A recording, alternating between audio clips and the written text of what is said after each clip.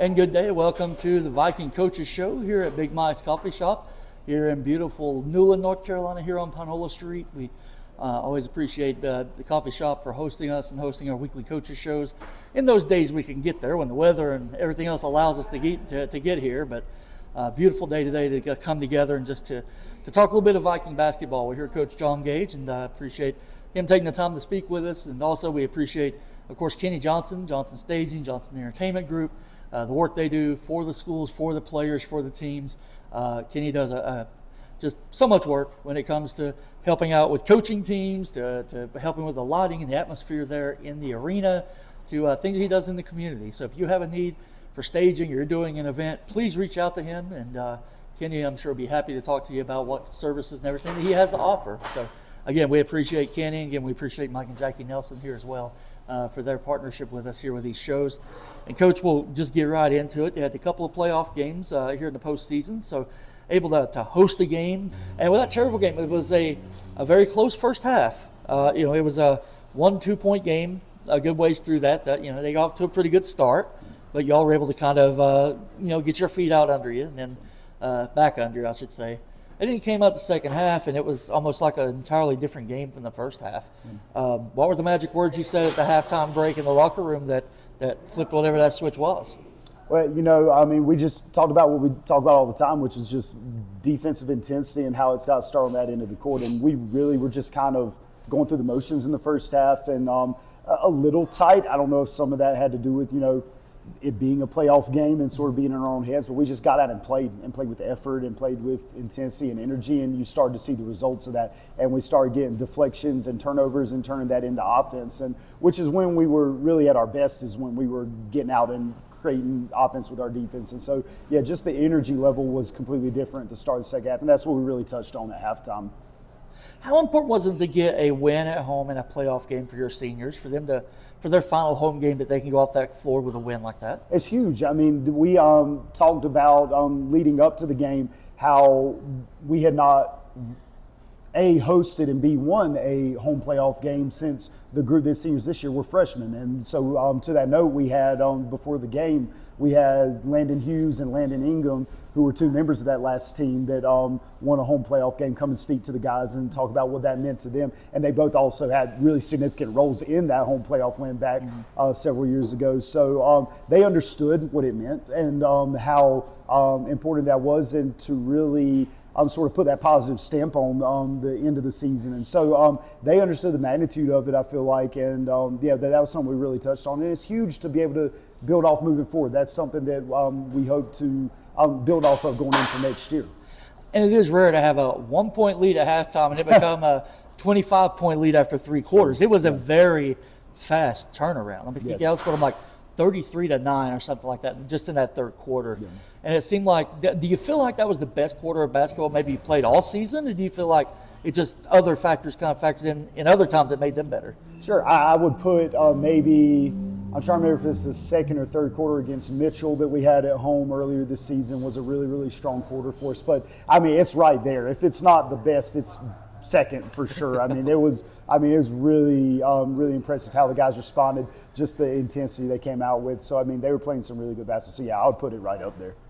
Of course, getting that win advanced you to the second round to take on North Rowan down in Spencer, which is close to Salisbury, down in Rowan County. And that team, just seeing them and watching them play, can you just speak a little bit about their team? And again, I know that was a loss and it ended your season, and I know it wasn't necessarily a result, even a close result you might have liked, but what were they able to do to really cause you all some difficulties over the course of the game? I think their athleticism just really disrupted us. I think, it's funny.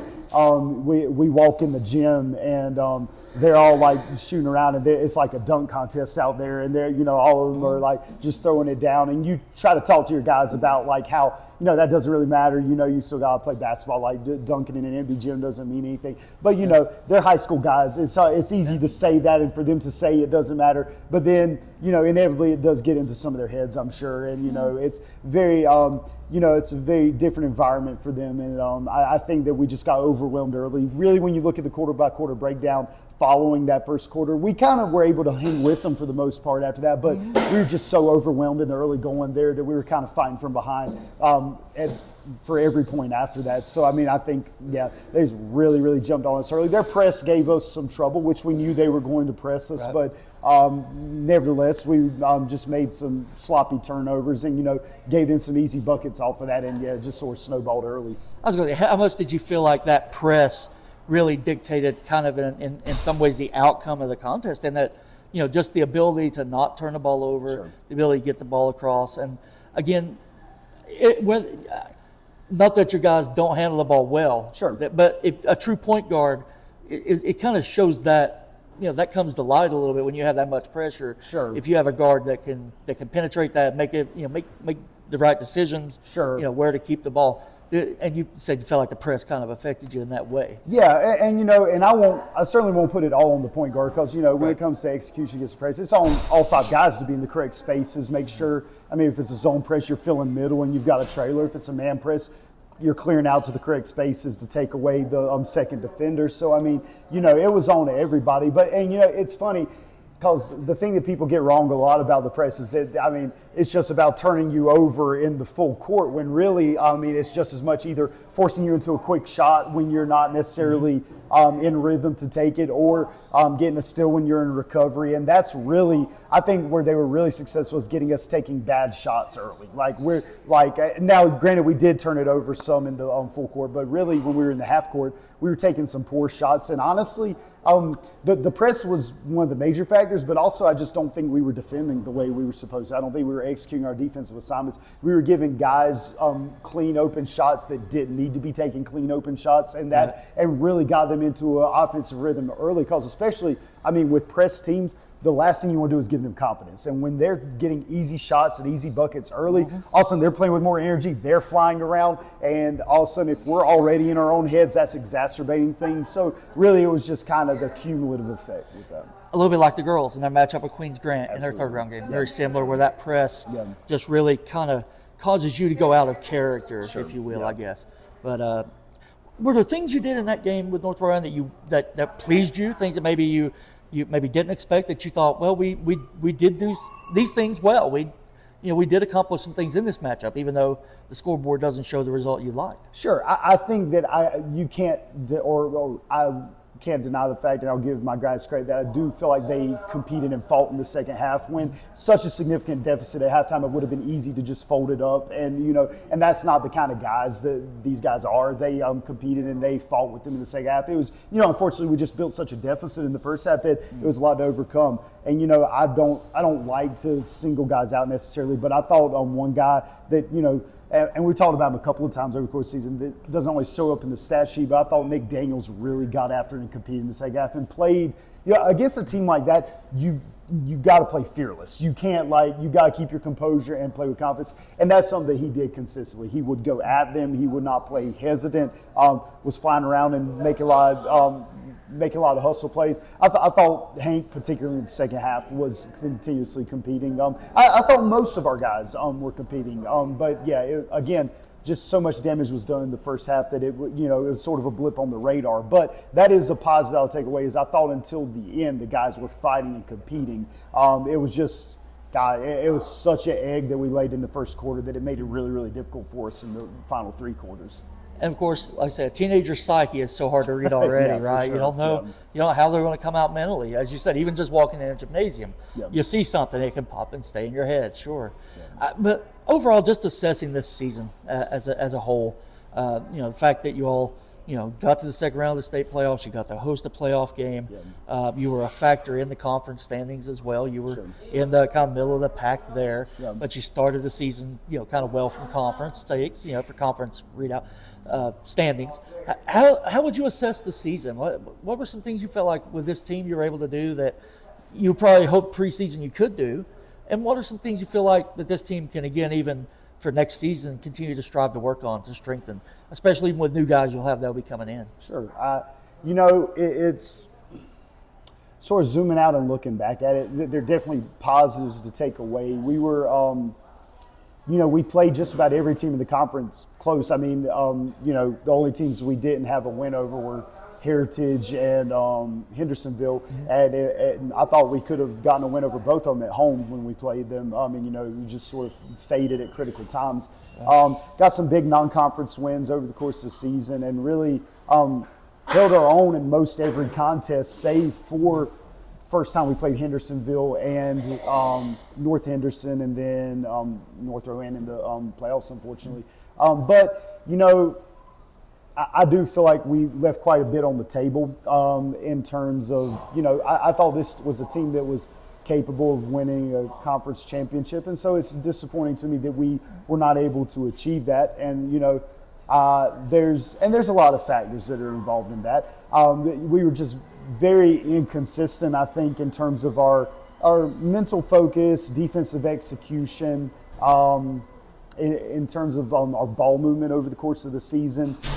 And, those little things add up over time. And, and it is all the more frustrating when there are so many of those close games. They're sort of 50-50 games. Yeah. And, even like a lot of our wins that we had were really down to the wire, nail-biter wins. And, I do think that speaks to the team's competitive nature, that, they always gave themselves the opportunity. I believe that there's a little bit on both sides. I think there's some stuff that we left on the table that is, unfortunate, but I also think there's some significant positive things to that we can build off of to address, like moving forward to next year. We want to continue to build that continuity in terms of how we want to play. I just think the intensity and the energy that we play with consistently, it's always got to start with that. And I think that's the big thing that I want to see from our group moving forward. And as we have those JV guys that are coming up, there's a lot of talented guys that are moving up with that group. I think that group, and we've talked about this over the course of the season, was able to play more in the style and the pace that I really want to play with. And so I think that's something that will transition well. And I think spring ball and summer ball is going to be critical to being able to push that forward and continue building that continuity. But no, I'm very hopeful for the future. And the big thing is just effort, attitude, unselfishness. All that stuff's got to come together. And I think this group's very capable of that. And so I'm optimistic moving forward. We've obviously lost some really talented seniors that were a big part of our program for the past 2 to 3 years. So that's going to hurt, and that's going to be something that we'll have to overcome. But we're also getting some really talented guys coming up as well. Yeah, 5 guys graduated, of course, 5 of your seniors are leaving.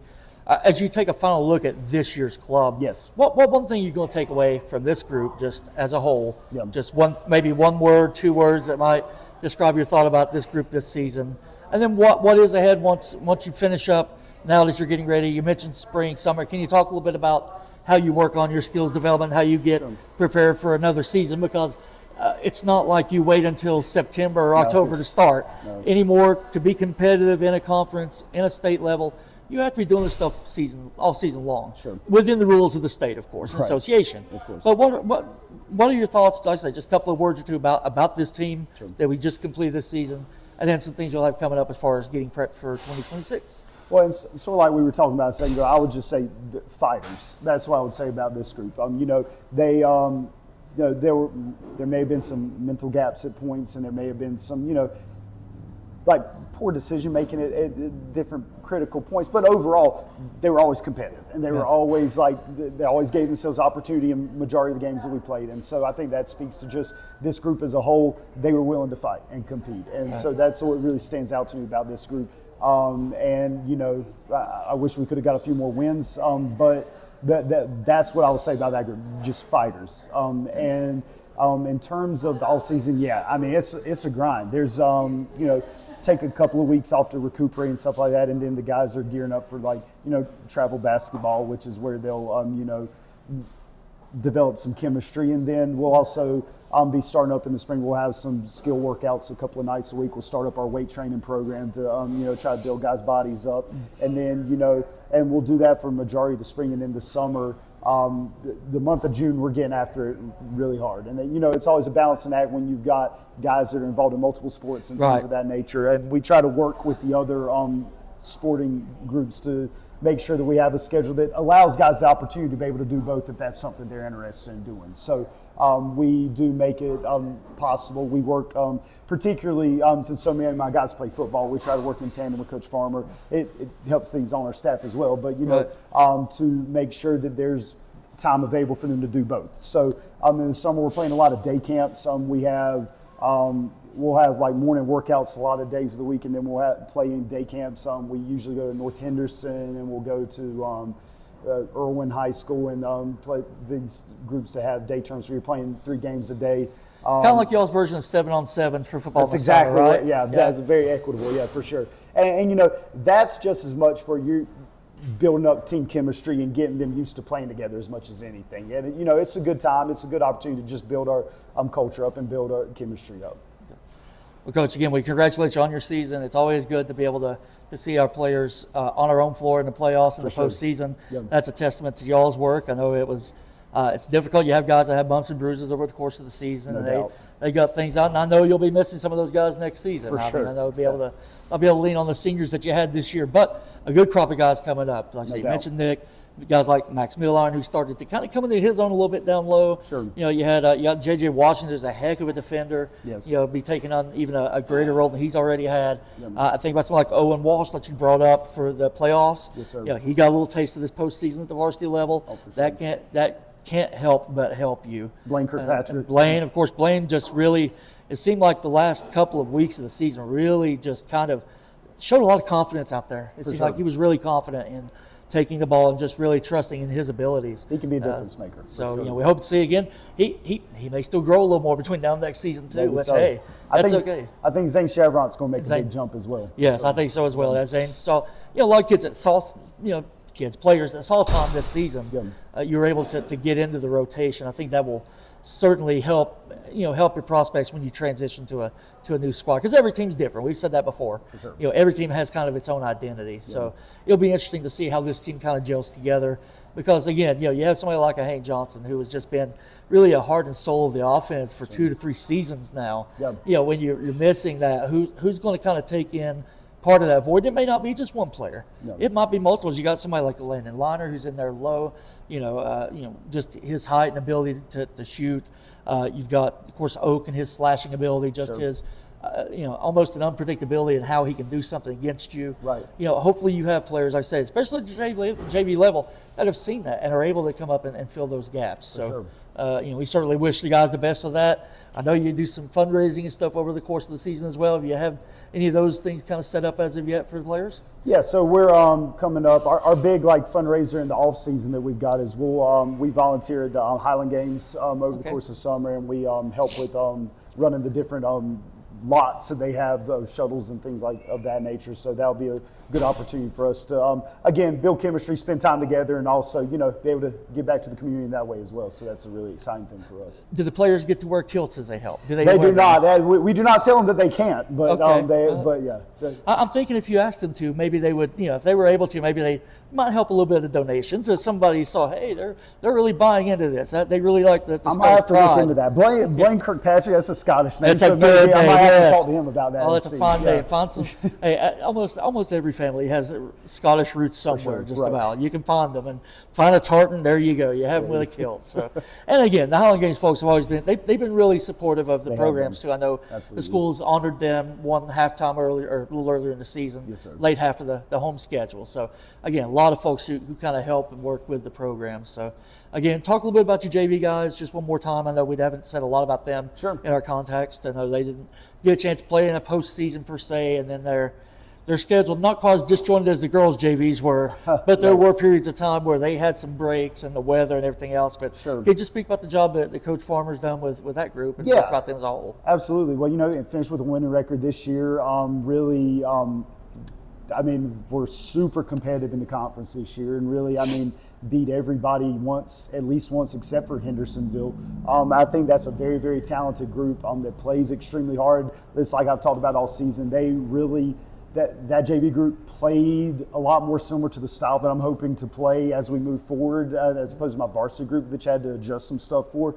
So I'm very excited to see that group come up. You got a little bit of everything. You got defenders, shooters, playmakers, some guys that play physical underneath that can rebound the ball, and they're all capable of defending. So, there's a lot to be excited about with that group. And then, Coach Farmer's done a good job of just really,